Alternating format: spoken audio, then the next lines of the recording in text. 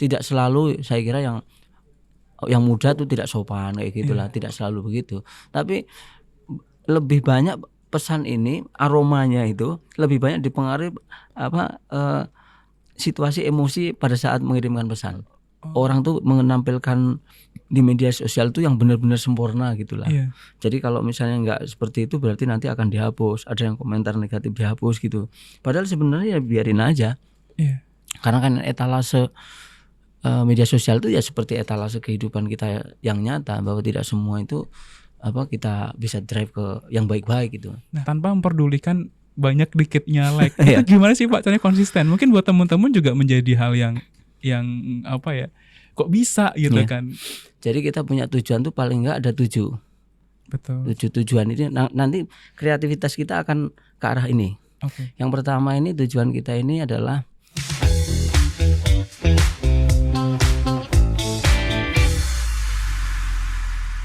halo semuanya, balik lagi ke Ruang Cerita Podcast. Dan hari ini kita akan ngobrol sama penulis buku, sociopreneur. Beliau juga sekarang sedang ada di posisi Wakil Kepala Sekretariat Perusahaan PNM gitu. Nah, kita akan ngobrol bareng Pak Sularto Aras Hamka. Pagi Bapak. Pagi. Ya, mungkin siapa dulu Pak teman-teman yang nonton Ruang Cerita Pak? Ya, teman-teman semua, kita nikmati obrolan kita di Ruang Cerita kali ini sampai selesai ya. Betul Pak. Nah, ini kan menarik banget ya Pak ya kalau saya baca gitu. Tapi sebelumnya saya ucapkan terima kasih buat Pak Larto ya. Kita manggilnya Pak Larto karena sudah mau berkenan buat sharing sama kita di Ruang Cerita kali ini gitu. Kalau saya baca nih ya Pak ya, latar belakang Bapak itu cukup banyak banget ya Pak ya. Dari penulis buku, kemudian sociopreneur. Sekarang menjabat di Wakil Kepala Divisi Sekretariat Perusahaan. Oke. Pak, boleh nggak sih Pak diceritain dulu bagaimana kemudian berawal dari tulisan dulu, sociopreneur dulu, atau kerja dulu nih Pak? Sebetulnya begitu lulus ya. Dulu begitu lulus sih saya lebih banyak beraktivitas di kegiatan-kegiatan bisnis ya. Tapi juga sambil bekerja, sambil mengajar sebetulnya. Pada waktu itu sambil mengajar, tapi juga sambil mengajak teman-teman yang pada waktu itu baru lulus ya membuat bisnis bersama. Makanya brandnya jadi sociopreneur itu. Karena nggak salah waktu saya cari-cari informasi gitu ya. Jadi ini Pak Larto tuh aktif banget teman-teman di sosial media, gitu ya Pak ya. Dan kita akan bahas tentang sosial media itu sendiri. Tapi sebelum itu kita mau ngobrol dulu. Nah, kalau saya lihat ya itu Pak Larto juga mengajak orang-orang di sekelilingnya untuk join sama usaha yang dikembangkan Pak Larto. Jadi sebenarnya yang saya ajak itu relate dengan bio di Instagram saya. Jadi misalnya mengajak anak muda untuk hidup lebih baik gitu. Betul. Jadi setiap secara periodik 2 mingguan gitu saya juga mengadakan acara ya ngobrol aja gitu. Terkait dengan menulis, kemudian juga mengajak bisnis gitu. Yang ujung-ujungnya kita ingin memberi kesadaran bahwa termasuk bisnis sekalipun itu tidak harus menggunakan modal itu juga banyak gitu. Dan kita juga punya komunitas bisnis yang mengajak anak-anak muda, terutama juga mahasiswa, Mas. Jadi kita mencari mahasiswa yang ingin lebih mengoptimalkan waktunya, sedang dia memiliki keterbatasan. Misalnya sangunya kurang, bangsa kayak gitulah. Ujung-ujungnya gitu. Tapi kita ajak untuk lebih kreatif ya, dan dia bisa kuliah dengan baik. Bahkan kita motivasi kalau bisa jangan minta ortu duitnya, tapi kalau bisa ngasih kayak gitu. Sangu itu uang jajan ya teman-teman. Sangu itu uang jajan. Itu bahasa Jawa ya. Tapi bisa. Iya betul. Jadi banyak kebetulan saya di kampus Purwokerto ya. Jadi mengajak mahasiswa yang di Purwokerto itu untuk ayo bareng-bareng untuk lebih mandiri kira-kira gitulah. Tidak hanya menggantungkan hidup pada orang tua aja, tapi juga kemudian bisa ngasih orang tua gitu ya Pak ya. Makanya kalau saya sering lihat tuh di sosial media Bapak itu saya selalu ngomong gini, muda kreatif sama dengan sukses gitu kan. Kenapa bisa ada tekan itu sih Pak? Jadi memang ini berawal mungkin dari perjalanan saya sendiri ya, yang memulai sesuatu dari, kan kita lahir di kampung ya, terus kemudian berbasis pada mungkin yaitu kreativitas itu. Tapi kreativitas itu sebetulnya terlebih dulu kita harus letakkan pada kita punya tujuan dulu. Jadi punya tujuan lalu kemudian mekanismenya, caranya baru kreatif gitu, kira-kira gitulah. Jadi kalau kita nggak punya tujuan juga kita nggak akan bisa kreativitas seperti apa yang dibutuhkan untuk mencapai tujuan itu. Iya. Makanya kalau yang sering saya sampaikan juga ke teman-teman ya, kita harus punya tujuan yang kalau bisa tujuannya tuh clear gitulah kira-kira. Sebatas apa tujuannya itu ya kita mungkin saya bisa cerita dikit ya ini ya tentang tujuan nih ya. Kalau di di kepala saya ini juga yang sudah saya tuliskan di beberapa buku ya. Jadi kita punya tujuan tuh paling enggak ada 7. Betul. 7 tujuan ini nanti kreativitas kita akan ke arah ini. Okay. Yang pertama ini tujuan kita ini adalah karir ya. Karir. Kemudian yang kedua aset. Yang ketiga keluarga. Yang keempat pendidikan. Yang kelima sosial. Yang keenam spiritual. Yang 7 kesehatan. Jadi 7 aspek inilah yang kita harus punya. Kayak kalau saya sebut tuh equilibriumnya. Harus ada keseimbangan di 7 itu. Jadi aslinya ini bukan satu tujuan yang berurutan ya Mas. Harus nomor 1, harus nomor 2, terus nomor 7 dulu. Tapi semuanya harus kita lakukan berbasis pada 7 kegiatan ini di kehidupan kita itu. Oh, artinya semua yang kita lakukan itu untuk 7 hal itu. Itu 7 hal itu ya, Pak ya. 7 hal itu. Bagaimana kalau kita mau memperoleh pendidikan misalnya ujungnya itu S2 atau S3 gitu. Dari sekarang juga harus kita persiapkan. Tapi pendidikan itu juga garis besarnya juga pengetahuan sebetulnya kan. Pengetahuan yang kekinian gitulah, yang relate dengan kebutuhan kita hari ini, bukan hanya pendidikan formalnya gitu.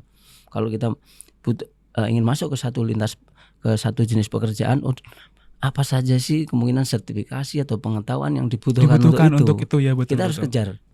Misalnya ada teman-teman yang masih duduk di perkuliahan, kalau misalnya masuk ke pekerjaan ini dibutuhkan apa saja misalnya kualifikasinya. Lah itu banyak teman mahasiswa yang nggak sadar tentang itu. Dia hanya berangkat dari kampus, kos. Oh, yang kupu-kupu itu ya Pak ya. Kuliah pulang gitu ya. Tiba-tiba lulus tuh bingung.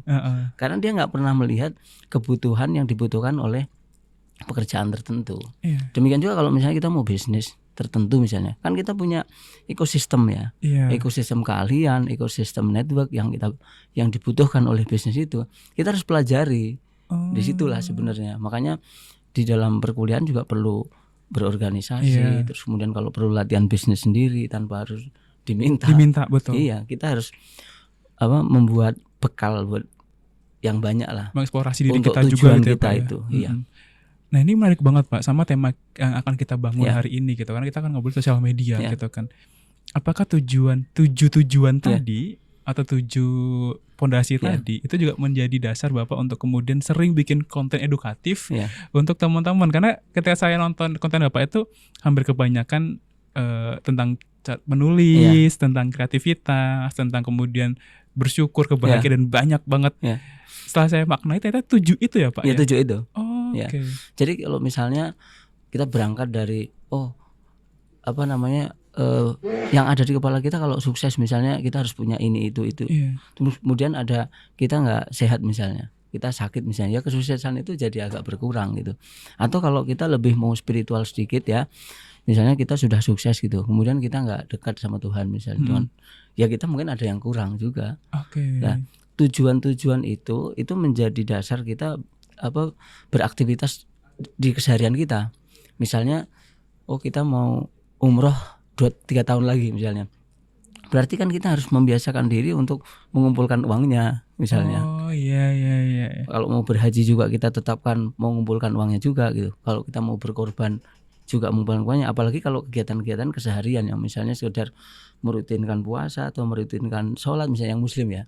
Kalau mungkin yang beragama lain bisa membuat dengan yang lain juga. Tapi kita perlu menata 24 jam kita itu ke 7 tujuan itu tadi. Agar hidup kita itu lebih lebih selalu bersemangat gitu loh. Makanya kalau saya bilang di setiap caption atau di setiap ini pasti tujuan semangat gitu kan. Kira-kira di situ.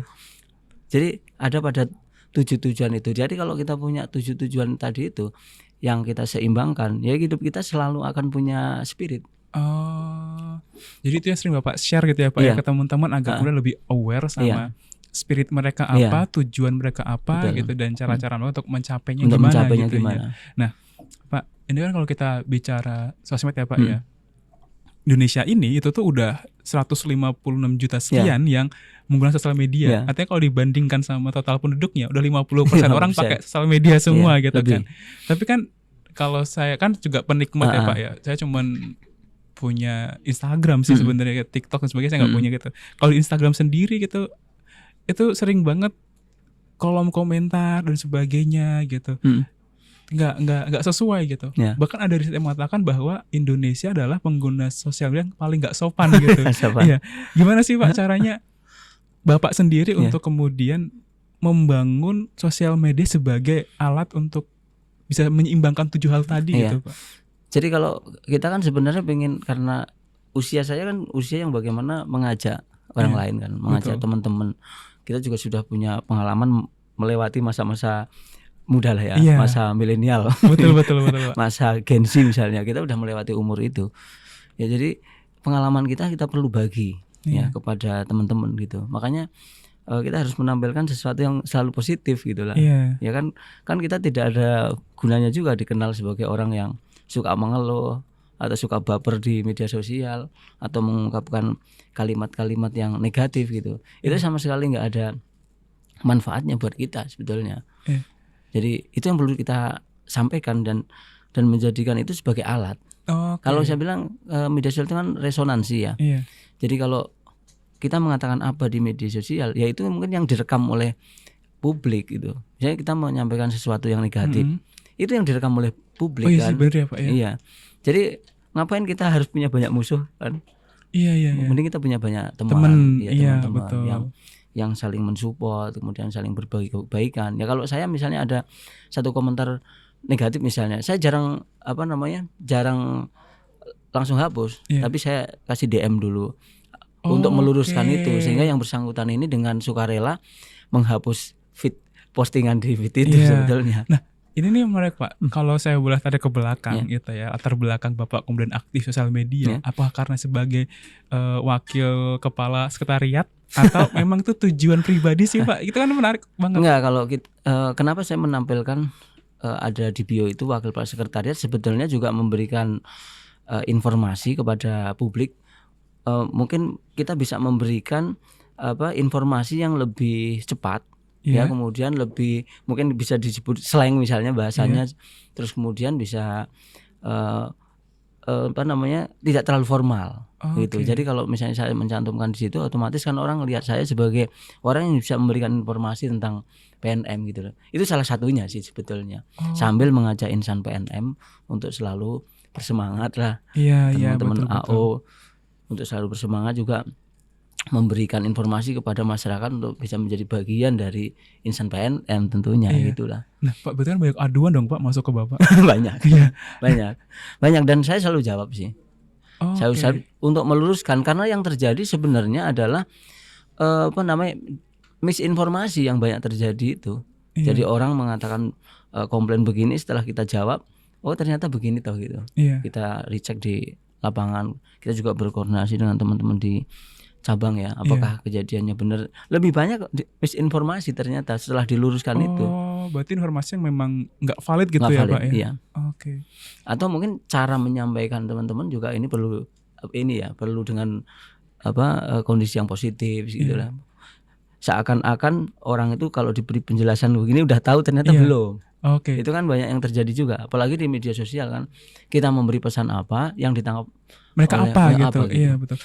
Nah, dari banyaknya orang-orang yang mungkin DM Bapak atau kemudian memberikan keluhan ke Bapak gitu kan, beraneka ragam ya Pak usianya gitu. Kalau saya boleh nanya, ada gak sih Pak perbedaan cara guna sosial media dari segi umur atau segi ada yang muda itu kadang suka ceplas-ceplos, kalau yang tua masih suka ini memang tata krama. Kalau saya lihat ya tidak selalu pada usia sih sebetulnya, pada tingkat pendidikan juga. Jadi banyak pada kultur yang dibangun oleh mungkin di lingkungan sosial mereka ya. Terus kemudian juga dipengaruhi oleh suasana hati ya. Si penggunanya juga pada saat memberikan pesan itu. Jadi tidak selalu, saya kira yang yang muda tuh tidak sopan kayak gitulah, tidak selalu begitu. Tapi lebih banyak pesan ini aromanya itu lebih banyak dipengaruhi situasi emosi pada saat mengirimkan pesan. Saya kira itu sih yang paling ini ya, yang paling terlihat ketika terlihat. Mereka ngetik pesan atau bikin keluhan gitu ya bikin Pak. Keluhan. Karena keluhan itu kan berarti 90%-nya emosional. Iya benar-benar karena lain kalau masukan kan. Iya karena teori itu juga mengatakan kalau komunikasi 20% mengetahui yang kita katakan, 80% merasakan yang kita katakan ya Pak. Iya, betul. Nah Pak, kalau dari Bapak sendiri sih yang menggunakan sosial media sebagai alat untuk campaign hal yang positif, ada sih Pak dampak sosial media yang Bapak rasakan gitu? Karena mungkin zaman Bapak dulu muda sosial media nggak seterkenal sekarang ya Pak, dan nggak sebanyak sekarang gitu. Ya saya kira ada ya, ada artinya manfaatnya itu kalau buat kita sendiri itu menjaga keyakinan, menjaga konsistensi buat kita. Kalau kita selalu memberi pesan positif, tentu kita akan membuat keseharian kita menjadi selalu positif, itu ke kita. Kalau di ruang publik juga mungkin teman-teman yang sudah mengenal kita ya, selalu berpikir bahwa kita orang yang bisa diajak untuk diskusi tentang kebaikan, diskusi tentang sukses, diskusi tentang kreativitas kayak gitulah. Jadi ada juga misalnya diskusi tentang pengen bekerja di sini caranya bagaimana. Tetap relate dengan apa yang kita posting sih, Mas. Nah ini kan antara ini ya Pak ya. Saya tuh kalau dulu di zaman saya ketika Instagram baru hype banget gitu kan, saya merasa bahwa saya dikontrol tuh sama sosial media gitu. Posting foto kalau like-nya dikit saya hapus. Kalau like-nya bagus gitu, wah berarti saya harus foto seperti ini gitu. Kemudian mengulang konten yang sama gitu. Dan kayak sih terjadi nggak sih Pak di era sekarang kalau menurut Bapak gitu? Ya karena ini ya banyak juga teman-teman yang dikontrol oleh situasi di mana perfeksionis tadi itu kan. Jadi ada satu paham orang tuh menampilkan di media sosial tuh yang benar-benar sempurna gitulah. Jadi kalau misalnya nggak seperti itu berarti nanti akan dihapus. Ada yang komentar negatif dihapus gitu. Padahal sebenarnya ya biarin aja. Karena kan etalase media sosial itu ya seperti etalase kehidupan kita yang nyata, bahwa tidak semua itu kita bisa drive ke yang baik-baik gitu. Nah, kalau saya lihat story konten Bapak itu konsisten di hal yang kemudian bersifat informatif, kemudian komunikatif, semangat, motivasi gitu, tanpa memperdulikan banyak dikitnya like. Itu gimana sih Pak caranya konsisten? Mungkin buat teman-teman juga menjadi hal yang kok bisa gitu kan. Jadi itu kembali ke tujuan kita tadi ya sebenarnya. Kalau kita kembali ke tujuan maka kita harus berpikir tentang soal respon kita terhadap sesuatu itu ya bisa direspon oleh banyak orang, bisa enggak gitu. Dan faktornya itu enggak cuma, sebenarnya bukan cuma keinginan orang untuk terlibat di postingan itu. Jadi kalau algoritma Instagram berarti tentang kejernihan foto, tentang tentang hooknya, tentang apanya gitu kan. Jadi bukan tentang pesannya sebenarnya. Jadi like banyak atau tidaknya itu bukan semata-mata tentang isi pesan gitu. Itu yang harus kita ketahui. Sehingga pada saat kita memberikan pesan, kita nggak mesti harus yang di like sedikit, berarti ini kemungkinan nggak sesuai dengan algoritmanya, nggak sesuai dengan tagarnya, nggak sesuai dengan posisi di mana kita di situ komunitas yang yang banyak nge-like kita misalnya. Kan kalau kita lihat, kita begitu kita buka itu ya, kita akan melihat wilayah mana saja sebetulnya yang tinggi engagementnya sama media sosial kita. Lah pada saat kita posting di satu tempat yang jauh ya mesti akan sedikit. Karena algoritma Instagramnya kan begitu kan.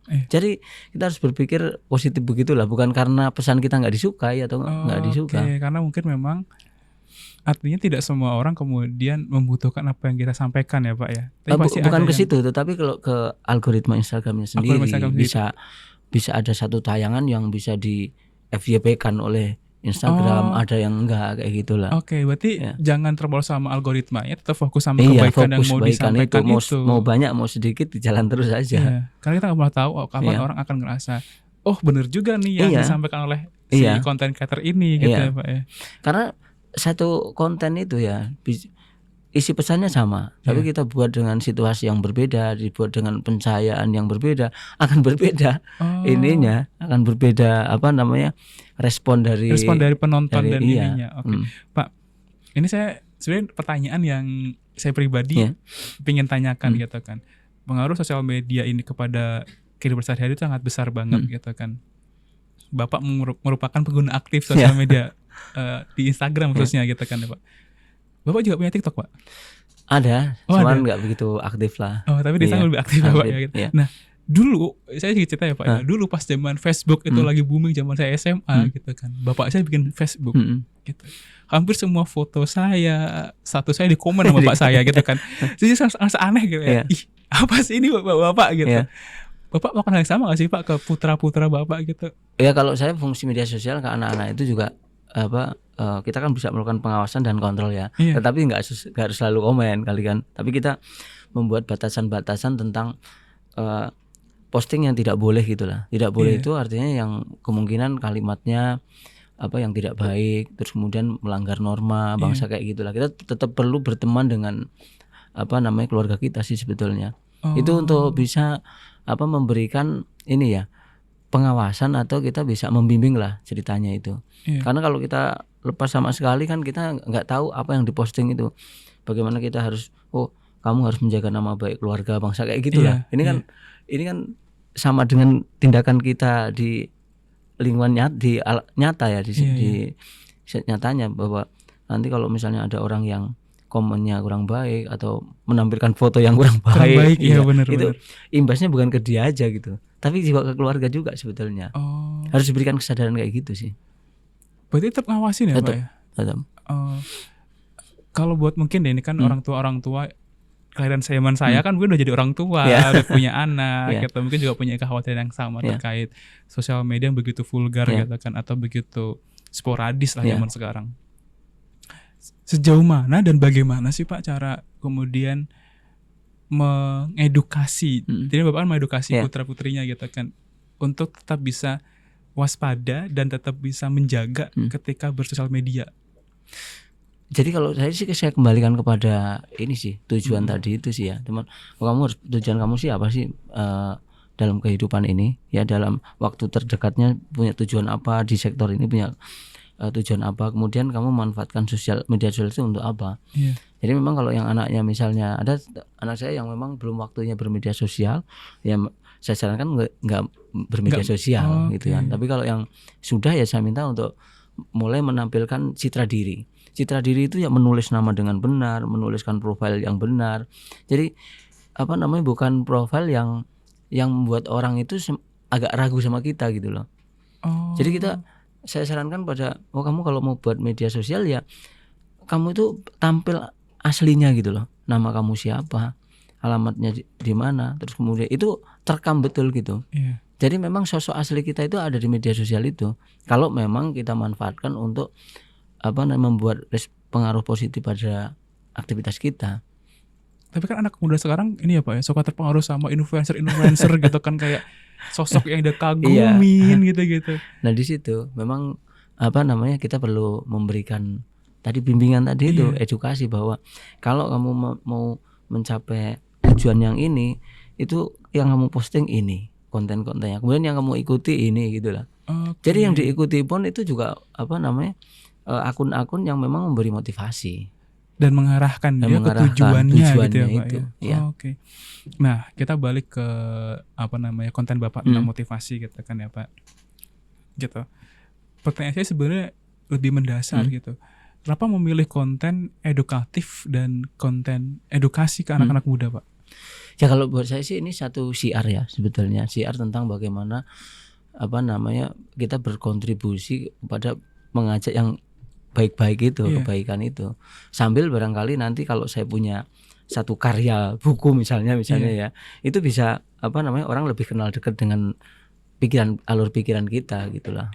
Jadi itu juga penting, makanya fungsi media sosial ini kan bagaimana kita membuat kita dalam bekerja itu mendapat kemudahan, atau juga pada saat kita melakukan branding personal pada diri kita, apa saja sih aktivitas yang kita lakukan. Orang bisa membaca kalau orang ini tuh ngomongin tentang ini gitu loh. Kita kan harus punya personal branding juga, Mas. Nah ini menarik juga. Tadi kan Bapak sering menyampaikan citra diri harus jelas, jadi diri sendiri gitu kan. Nah, berarti sosial media itu kemudian menjadi tampilan orang untuk dilihat seperti apa gitu ya Pak ya? Iya. Gitu. Iya, memang harus begitu sih sebetulnya. Bapak, apa sih yang perlu dilakukan oleh anak muda zaman sekarang dalam hal nge-brand dirinya sendiri di sosial media? Ya, dari apa yang dia punya cita-cita itu, maka dia harus tampil sebenar-benarnya dia sih, Mas. Tampil sebenarnya dia itu, dia harus menampilkan dirinya berproses misalnya. Kalau misalnya dia sedang ikut seminar tentang bisnis, ikut seminar tentang pendalaman terhadap SDM, ada tentang marketing, jadi dia menampilkan keseluruhan dirinya, belajar untuk menekuni sesuatu gitu. Sehingga pada saat dia itu memerlukan dirinya itu untuk bekerja, bukan bisnis, orang juga akan ngelihat bahwa anak ini sudah punya keterampilan ini, kemudian positif kayak gitu loh. Mana ada pencari kerja yang mencari orang yang tidak bersemangat yang tidak punya pengetahuan gitu. Makanya Bapak juga saya pernah tuh lihat story Bapak konten Bapak yang Bapak jualan bakso waktu. Jualan bakso. Itu sebenarnya kalau saya jualan bakso itu menampilkan bahwa kita di dalam ruang pekerjaan, ruang manfaat itu bisa melakukan apa aja. Intinya di situ sih. Enggak mesti harus kita membuat sesuatu bisnis yang yang menurut orang itu yang high profit atau gitulah, misalnya yang pokoknya kesannya itu kita harus melakukan bisnis itu yang begini-begini gitu loh. Pak, ini lebih ke arah pertanyaan yang saya kepo dari dulu adalah gimana kemudian memanfaatkan 24 jam Bapak untuk bisa bersosial media, bikin konten gitu, kemudian mengurus sociopreneur Bapak, bekerja, atau kalau nggak salah Bapak juga pengen bikin buku lagi kan? Itu. Berarti kan itu 4 aktivitas dalam satu waktu yang sama gitu kan. Jadi kalau di ruang pekerjaan itu yang sebenarnya kita kunci di situ. Jam kerja misalnya saya bekerja di PNM misalnya, itu kita kunci di situ, kita ruangnya bekerja. Ruangnya bekerja. Tapi coba kita lihat orang-orang yang ada di di barat sana ya, misalnya orang Korea yang bisa bekerja lebih ada 18 jam misalnya, waktunya, 12 sampai 18 jam. Yaitu saya mau belajar dari situ. Jadi sejak subuh misalnya ya, sejak subuh itu saya udah mulai aktif mengirim pesan kepada teman-teman sampai di jam 7 misalnya ya. Itu beberapa jam itu saya benar-benar melakukan aktivitas yang mulai dari menulis, mulai dari mengingatkan tim, memotivasi gitu kan. Kalau kita di ini yang paling ini kan kita tinggal mencatat siapa yang kurang di tim kita misalnya gitu. Jadi intinya di ruang pekerjaan yang misalnya saya bekerja PNM nih, jam 8.30 sampai dengan jam 17.30 itu benar-benar di situ ruangnya. Atau kalau ada tambahan lain misalnya. Jadi kita bisa merencanakan, tapi saya biasanya membuat agenda, Mas. Jadi penjadwalan. Jadi saya itu punya agenda tentang yang saya sebut sebagai agenda manajerial. Agenda manajerial itu isinya 24 jam. Jadi mulai dari bangun pagi itu kalau saya di jam 4 misalnya, jam 4 sampai jam 11 malam tuh ngapain aja gitu ya. Terus lainnya tidur, itu ada. Jadi sudah ada waktu-waktunya. Jadi itu yang saya sebut dengan agenda manajerial. Saya juga membuat satu agenda lagi di buku saya itu agenda spiritual. Ada misalnya ada lagi. Nah baru yang ketiga itu catatan keuangan lah, yang perlu dibayar, yang perlu bener. Nah, jadi tiga hal itu di buku agenda saya itu. Nah ini buat teman-teman yang suka gampangin nih ya, suka gampang kayak entar lah gitu. Ternyata bisa ya Pak ya. Dan saya memberi penilaian, itu mungkin yang bisa juga. Jadi aktivitas saya sehari ini ya, nanti di jam berapa sebelum saya tidur saya kasih nilai. Ada 60, ada 70, ada 80 versi saya sendiri. Untuk apa Pak tujuannya? Ya untuk memberikan penilaian, saya hari ini kurang produktif. Besok berarti harus lebih produktif gitulah. Dan saya selalu mencatat masalah-masalah apa aja yang harus diatasi itu. Apa yang terjadi hari itu dan menjadi PR untuk diteruskan besok gitu ya Pak. Baik di pekerjaan maupun di apa aja, tentang misalnya ada yang belum selesai apa gitu. Yang sudah masuk di agenda saya harus saya tulis. Ini kalau belum selesai saya tulisin di buku agenda itu. Itu saya tulis sejak 2011, Mas. Dan itu masih konsisten sampai sekarang ya Pak? Iya. Kalau di lemari ya mungkin ada 1-2 yang terlewat ya. Tetapi secara akumulatif itu ternyata bisa memberikan rangsangan untuk kita selalu menjaga spirit pada tujuan itu tadi sebetulnya. Iya. Jadi buat teman-teman yang suka ngomong gak ada waktu, kalah kalian sama Pak Larto, asli kalah. Karena dari pagi Bapak monitoring teman-teman yang di Purwokerto ya Pak ya, gimana usaha bisnisnya gitu kan. Kalau pagi kemudian mungkin juga tadi bikin konten dan sebagainya jam 8.30 sampai jam 17.30. Kalau saya konten kan tanpa editing ya. Ini konten berapa detik terus tulis gitu doang lah. Oh, kemudian 8.30 sampai 17.30 fokus sama pekerjaan di PNM. 17.30. Dan saya datang di PNM ini kan mungkin agak pagi ya Mas, karena kan pas saya deket ya. Jadi saya mungkin jam 7:30 itu sudah nyampe sini lah. Oh, pantas kontennya itu di kantor karena memang lebih pagi datangnya ya Pak ya. Malah kontennya kadang jam 7 kalau mau konten. 7 sampai 8.30. Nanti 8.30 sampai sore kerja. Lanjutin ke tulis ataupun hal-hal yang produktif di malam harinya gitu ya Pak. Mungkin sampai sini kan sekitar jam 7:30 atau 7:30 malam lah ya. Jadi kalau kita sebenarnya sudah membagi-bagi waktu itu, dan kita kan nggak berurusan dengan teknis ya. Jadi memang kalau kita melakukan aktivitas apapun itu ya sebenarnya kita bisa bagi-bagi lah, bisa memanfaatkan tim kita untuk untuk membuat semua pekerjaan itu jadi selesai gitulah intinya. Dari 2011 itu ya Pak ya. Iya. Tapi kalau saya nanya Pak ya, Bapak memulai konten ini tuh kapan sih Pak?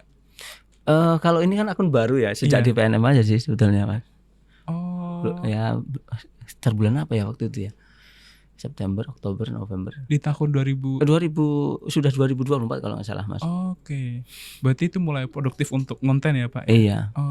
Pak, ada dampak nggak sih Pak dari konten ke pengembangan diri orang gitu? Kan tadi Pak bilang tentang tujuan. Pasti ada. Karena ini kalau rumusnya itu sederhana ya sebenarnya. Kalau kita melakukan hal-hal yang positif itu, jadi perjalanan kita tuh akan semakin ke kanan. Akan semakin ke kanan tuh akhirnya semakin mengarah ke positif, yang positifnya tambah banyak gitu. Tapi jangan sekali-kali membuat kegiatan-kegiatan yang negatif ya. Mulai dari malas, mulai dari ini. Kegiatan negatif itu juga ujungnya negatifnya tambah banyak. Menunda pekerjaan akan menunda yang selanjutnya gitu ya Pak ya. Mulai dari malas, mulai dari marah, mulai dari ini akan menjadi ya, kalau ini semakin ke kiri kita. Kalau misalnya di sini titiknya 0 misalnya. Kalau mau ke positif semua pasti akan positif. Balik lagi ke sininya agak bisa balik ke sini tapi enggak bisa minus lah intinya itu. Tapi coba kalau misalnya kita mulai malas, mulai ini akan semakin ke kiri kita. Semakin jauh lah. Berarti ini warning ya buat saya, buat teman-teman juga ya. Kalau ada yang mulai malas gitu, kurangin lah ya. Kurangin. Karena begitu malas itu tambah malas yang ada. Karena menunda pekerjaan gampang besok jadinya malah udah numpuk, bingung juga gitu ya Pak. Makanya kalau bangun pagi, karena saya kosnya dekat juga, pokoknya jam 7 tuh harus sudah kalau bisa berangkat. Karena begitu ditunda padahal kita dekat, ya nanti akan moral lagi. Belum kalau semakin siang kan di sini semakin ramai itu. Betul. Nah, ini nih Pak, ini kita ngomongin tentang stereotip sama realita gitu kan. Sosial media sekarang di sebagai alat untuk tadi apa yang kita sempat sampaikan, bahwa alat untuk menyampaikan keluh kesah gitu kan, kritik, bahkan hujatan gitu. Tapi Pak Larto kemudian menggunakan sosial media sebagai alat untuk kemudian mengedukasi, memotivasi, atau bahkan kemudian menginspirasi orang-orang gitu. Menurut Bapak, apa yang perlu teman-teman gini lakukan untuk kemudian merubah habit buruk tadi, yang minus-minus tadi, menjadi yang positif gitu, atau minimal membuat citra diri mereka lebih bagus? Sebenarnya begini ya, kalau bicara tentang keluhan itu sebenarnya boleh loh sebenarnya. Keluhan yang itu kritik yang membangun ya. Walaupun kita sudah menampilkan kepribadian yang kita aslinya, tapi ada masukan disampaikan secara positif, itu juga keluarnya positif. Jadi saya pernah membuat konten belum lama ini juga ya, tentang Gen Z yang hampir 10 juta menganggur itu. Betul. Bahkan ya itu kayaknya yang nonton hampir 400 ribuan itu. Itu kan sebenarnya kritik ya. Kritik, tetapi kritik yang dibungkus dengan pengetahuan, dan kita dari perusahaan, dari PNM memberikan solusi terhadap anak-anak muda untuk bekerja gitulah. Jadi di konten itu kita di captionnya juga kita jelaskan bahwa memang ada anak muda yang menganggur, jumlahnya 10 juta. Tapi tidak semua Gen Z itu begitu gitu loh. Itu kan kritik juga sebenarnya. Boleh-boleh aja sih sebetulnya. Tapi kalau kritik itu dibungkus dengan bahasa yang kurang baik dan personifikasi kita juga nggak baik, maka justru pesan itu nggak akan bisa diterima, gitu tersampaikan ya, karena kita seperti orang yang emosional, orang yang kurang baik citranya menyampaikan satu keluhan, lo udah biasa lo ngeluh gitu loh. Jadi yang terbungkus bukan pengetahuan, bukan solusi, tetapi sekedar keluhan aja. Oh, artinya kalau kita kebiasaan ngeluh, malah nanti atau yang lainnya gitu ya, yang keluar dari kita mengedukasi orang malah itu keluhan gitu. Kalau saya justru begini, justru kita tampilkan data bahwa banyak Gen Z yang sekarang ini memang tidak bekerja, tapi kamu bisa keluar dari itu loh. Kalau kamu bersemangat, kamu memulai sesuatu yang positif, itu bisa tidak termasuk yang 9 juta itu nanti. Arahnya sebenarnya ke situ sih. Artinya merubah kekhawatiran kita, merubah keresahan kita menjadi edukasi yang bisa anak-anak kemudian ambil nilainya gitu ya Pak ya. Oke. Nah, ini Pak, pertanyaan terakhir saya buat Bapak. Pesan Bapak buat anak-anak muda yang sekarang main sosial media gitu kan, atau bahkan mungkin yang tidak memanfaatkan sosial media sebagai bahan literasi atau bahan untuk inspirasi orang-orang gitu ya Pak. Ada nggak sih Pak? Jadi kalau menurut saya gini, yang penting kita punya tujuan anak-anak muda ini kan. Tetapi apakah dia memanfaatkan media sosial atau tidak, itu kan juga tergantung kebutuhannya. Ada memang pekerjaan-pekerjaan yang barangkali dia tidak membutuhkan sosial media. Itu kita hormati untuk tidak menggunakan sosial media. Tapi saya kira 90% pekerjaan kita hari ini bisa didukung oleh sosial media yang positif. Oleh karena itu kita jangan terpengaruh oleh maraknya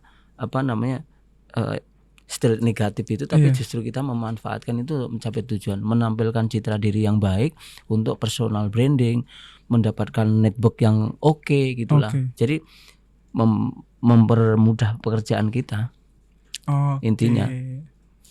Jadi itu ya Pak ya. Itu kesimpulan dari obrolan kita pada pagi hari ini. Buat teman-teman, Pak Larto adalah bukti nyata bahwa orang bisa mengoptimalkan segala sumber yang dia miliki gitu ya Pak ya. Dari mulai menulis, sociopreneur, bekerja, bahkan menjadi content creator juga gitu.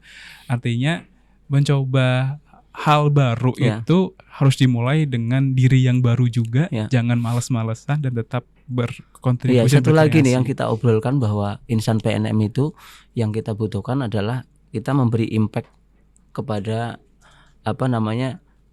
lingkungan dan masyarakat. Itu sebenarnya yang mau kita sampaikan. Baik AO, teman AO, makanya kita sangat senang kalau misalnya ada AO yang selain bekerja dia sorenya ngajar ngaji misalnya, ngajar nari, hari liburnya dia memberi impact yang yang nyata gitulah buat lingkungannya. Kalau kita 72.000 sekian, masing-masing bisa memberikan satu impact aja kepada teman yang lain, akan multiplier impactnya itu, manfaatnya luar biasa. Itu yang mau kita sampaikan di PNM begitulah.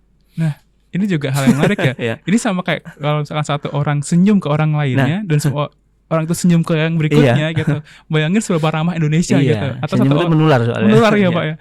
Atau satu orang buang sampah, terus yang lain juga ikut-ikutan, bersih banget gitu. Pasti. Itu berdampak. Jadi teman-teman yang nonton ini juga harus mulai memikirkan apa dampak positif yang bisa diberikan ke lingkungan sosial dia ya Pak ya. Nah, itu teman-teman obrolan saya dengan Pak Larto luar biasa banget. Ini kalau misalkan bahasa pasarnya itu Pak, banyak dagingnya gitu. Karena satu sisi kemudian saya merasa ke warning dengan apa yang Bapak sampaikan gitu, dan satu sisi juga saya merasa terinspirasi dari apa yang Bapak lakukan gitu. Siapa tahu mungkin timbul penulis-penulis baru gitu, konten-konten kreator baru yang kemudian tidak hanya tergiur oleh algoritma, tapi juga dampak yang bisa diberikan oleh dirinya gitu ya Pak ya. Nah, itu dia teman-teman obrolan kita dan Pak Larto. Teman-teman jangan lupa ikuti sosial media kita, ada Instagram dan TikTok di mm_institute, ada juga YouTube Mikro Madani Institute, biar gak ketinggalan nih sama konten-konten kita.